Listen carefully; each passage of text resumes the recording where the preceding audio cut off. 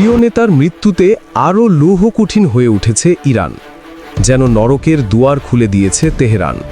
মধ্যপ্রাচ্যের সবগুলো দেশে আঘাত হেনেছে ইরান।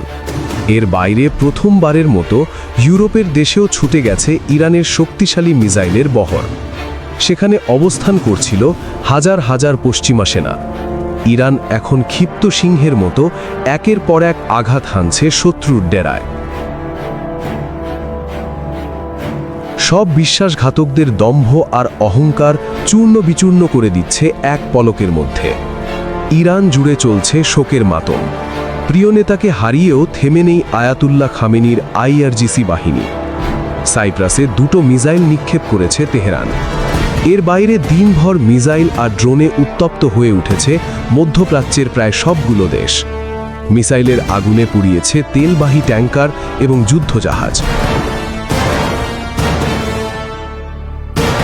ব্রিটিশ প্রতিরক্ষা মন্ত্রী জন হেইলি বলেছেন, সাইপ্রাসে ব্রিটিশ ঘাঁটি লক্ষ্য করে নিক্ষেপ করা হয়েছে 2টো মিসাইল।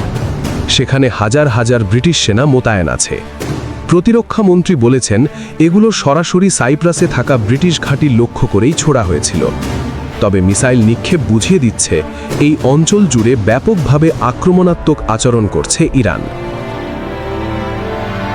শনিবার ইরানের হামলা বাহরাইনে অবস্থানরত ব্রিটিশ সৈনিকদের কয়েকশো মিটার দূরে আঘাত হেনেছিল। বর্তমানে বন্ধ আছে ইরানের নিয়ন্ত্রণে থাকা সবচেয়ে গুরুত্বপূর্ণ জলপথ হরমুজ প্রণালী।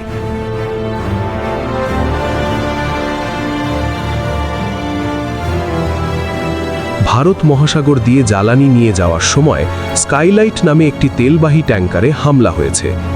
পালাউয়ের পতাকাবাহী ওই জাহাজ লক্ষ্য করে আক্রমণ চালায় তেহরান। হামলায় আহত হয়েছে 4 জন। ওমান জানিয়েছে, দেশটির দুকম বন্দরেও আঘাত হেনেছে 2টো ড্রোন।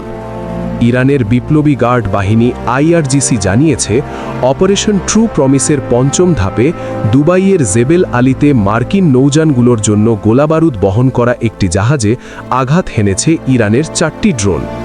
বিস্ফোরণ এবং ক্ষয়ক্ষতির ঘটনায় পুরোপুরি অকেজো হয়ে গেছে জাহাজটি।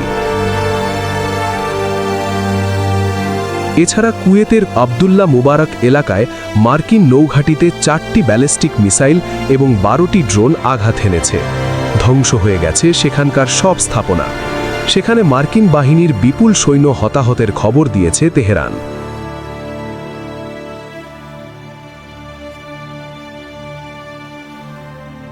বিশ্বের অন্যতম ব্যস্ত দুবাই বিমানবন্দরেও হামলা চালিয়েছে ইরান। শনিবার ওয়াশিংটন, তেলাবিব ও তেহরানের পাল্টাপাল্টি হামলার সময় থেকেই এই বিমানবন্দরটি বন্ধ রাখা হয়েছিল।